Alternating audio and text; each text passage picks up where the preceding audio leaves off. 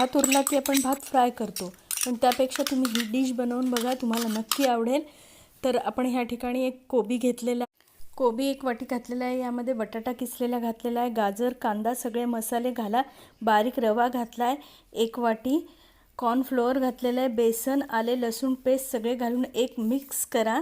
थोडे पाणी घालून भज्याच्या पिठासारखे भिजवा. नेहमीसारखीच भजी तळून घ्या. पातीचा कांदा पण घाल. आता तेल गरम करून यामध्ये कोबी, पातीचा कांदा, तसेच सोया सॉस, चिली सॉस, थोडंसं कॉर्नफ्लोअर घालून सगळं मिक्स करा. यात आपण तळलेली भजी घालून घ्या आणि उरलेला शेजवान चटणी घाला आणि उरलेला जो राईस आहे तो ह्यामध्ये घालून खूप छान मिक्स करा.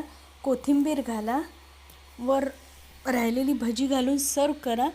खूप आवडेल तुम्हाला. चला, रेसिपी आवडली असेल तर चॅनलला लाईक करा, शेअर करा आणि सबस्क्राईब करा.